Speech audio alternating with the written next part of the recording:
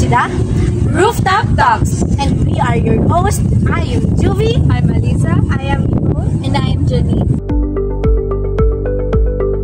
And we'll be discussing today na sobrang relevant sa mga kabataan, the mental health issues and how parenting plays a great role in that. Yes, you're right, Juvie. We all know that generations today grew up surrounded by technologies. While they're super advanced and super techy, they're also facing a lot of challenges, like this emotionally, mentally, and even socially. So today, we'll dig deep in on what's really going on to generations' mental health and how parents can help or sometimes unknowingly contribute sa mga struggles nila. So let's get real and talk about it, right here On the Rooftop. So first, let's take a look in a video, an episode in KMJS featuring the kids throwing tantrums and having meltdowns. So let's play.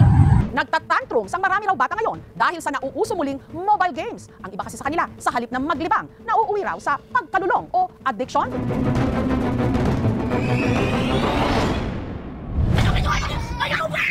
Ang batang ito, walang patid ang pag-iyak. Napasalampak pa sa sahig. Ang punot dulo ng kanyang tantrums o pag-aalboroto. Ang online game na usong-uso pa rin ngayon sa mga bata, ang Roblox. Pero ang inakalang simpleng libangan, sakit ng ulo ngayon ng ilang mga magulang. Kukunin niya po cellphone, nadulas po siya, bali po yung kamay niya. 150,000. Hindi ko na alam kung makukulong ako anytime dahil sa utang na hindi mo naman ginusto. So according to the video na napanood natin, what are your thoughts or your opinion about that? I feel like if I'm the parent of that girl, I wouldn't know how to handle that kind of meltdown because it's my first time seeing a kid having a meltdown para lang dun sa isang situation na parang in-scam siya ng brother niya. I feel like I would go crazy if I'm the parent of that kid.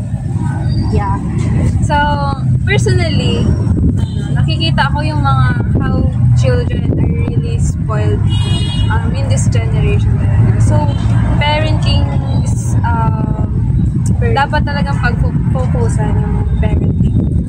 Kasi 'di ba nasabi din dun sa video na may work kasi yung mom niya, kaya like every pagkagaling sa school, yung gagawin lang ng bata is bibigyan ng mom yung phone dun sa bata, then pagkadating niya sa school, magsa-cellphone na siya hanggang sa bago matulog. I feel like lalak din talaga yung parent niya. So hindi talaga natututukan yung kids since nga may work yung parents.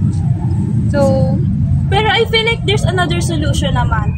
Yeah. Even though may work siya, but we'll go dive into it as we go to our podcast. Gen Alpha's early digital presence. By 2025, an estimated 70% of Gen Alpha will have an online presence before they turn 13. Time spent on social media. Gen Alpha, children between the ages of 5 to 10, spend around 2 to 3 hours per day on screens, with most time spent on social media platforms and video apps. Online gaming. Gaming time for Gen Alpha. In 2022, 40% of children aged 6 to 12 reported playing video games for 1 to 3 hours a day. Popularity of online gaming. A recent survey found that 90% of children between 6 and 12 years old play video games regularly, with multiplayer online games like Fortnite, Roblox, and Minecraft being the most popular. Mental health impact, screen time and mental health. According to a 2021 study, 40% of teens who spend more than 3 hours per day on social media show signs of depression and anxiety. Social media and body image. A study by the Royal Society for Public Health found that 58% of young people aged 14 to 24 years old said social media had a negative impact on their body image. Cognitive development and learning. Learning through gaming. A 2022 study found that 83% of parents believe that gaming improves cognitive skills such as problem solving and critical thinking in children. Gen Alpha's learning preferences. By 2025, 65% of Gen Alpha will use online tools for educational purposes, including educational gaming apps, coding programs, and learning platforms. What are the factors that affect their mental health?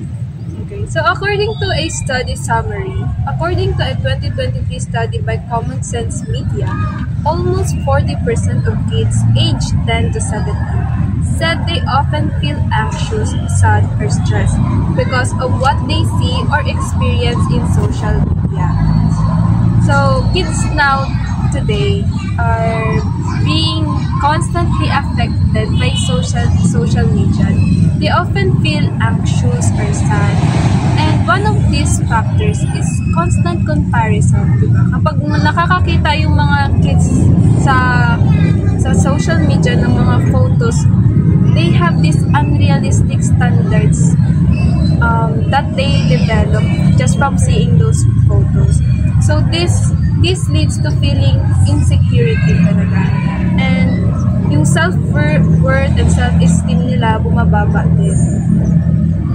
Isa pa din yung fear of missing out. Like the children this day, when they see a post on social media, they feel envy, and na pumapasok sa isip nila na parang nagiging lonely sila, parang nase-separate sila sa ibang mga bata. So magiging lonely na nga sila, tapos kumbaga na out of place sila sa isang tawag doon, isang Isa pa yung cyberbullying and negative comments na nakikita nila.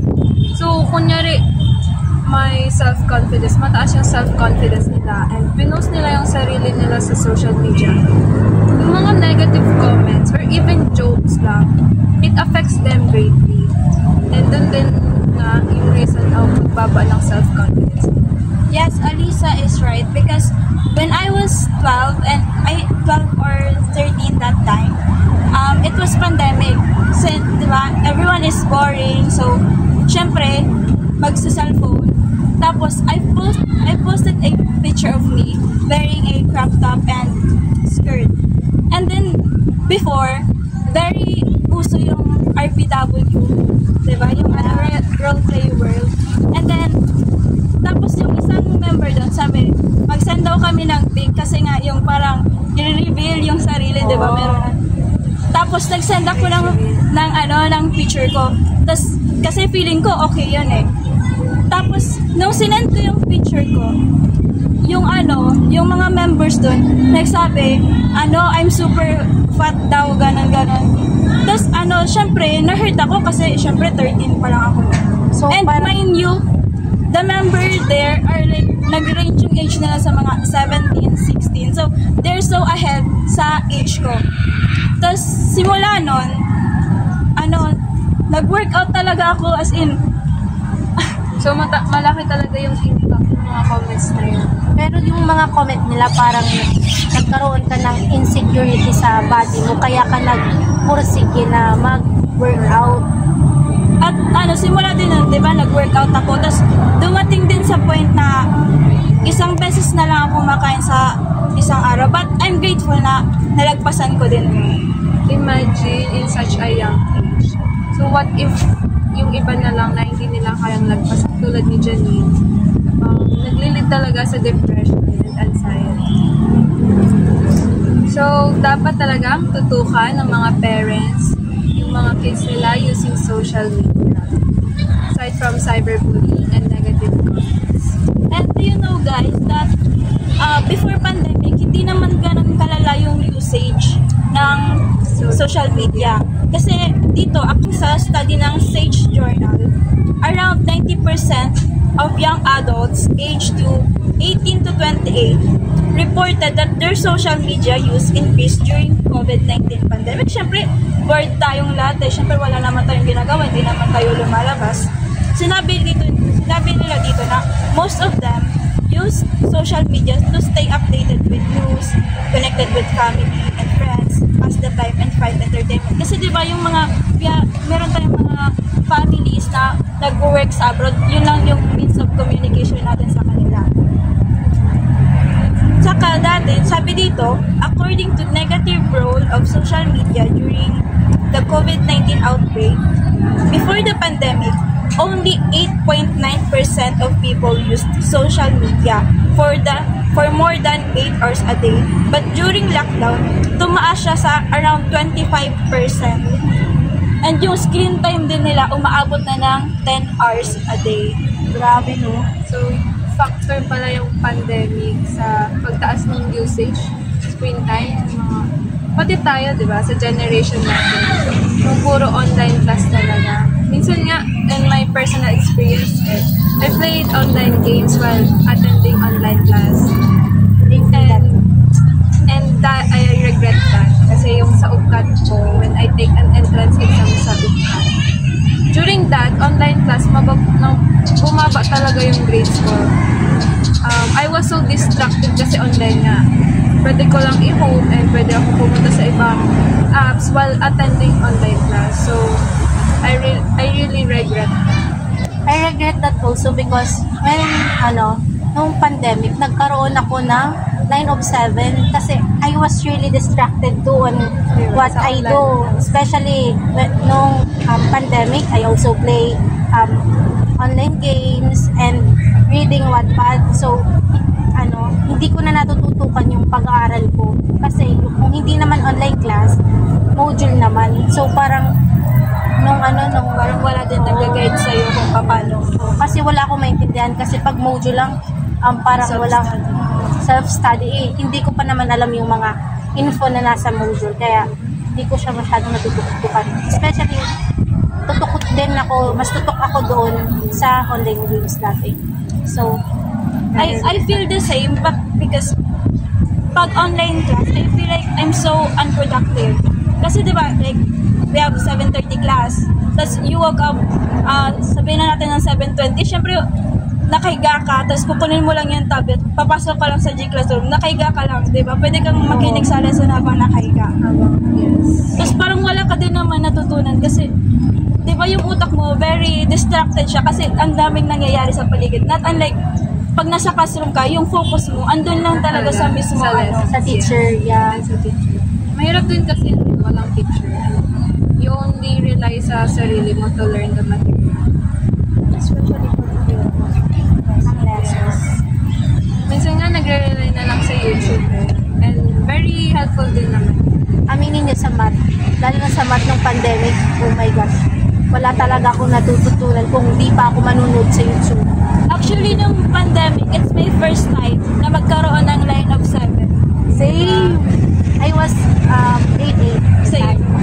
I lost my distinction award with honors. Consistent Same. talaga ako. Pero nung online, hindi.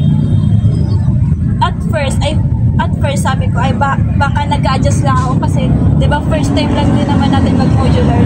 Pero hindi talaga kasi nahihirapan talaga ako mag-catch up pag walang nagtuturo.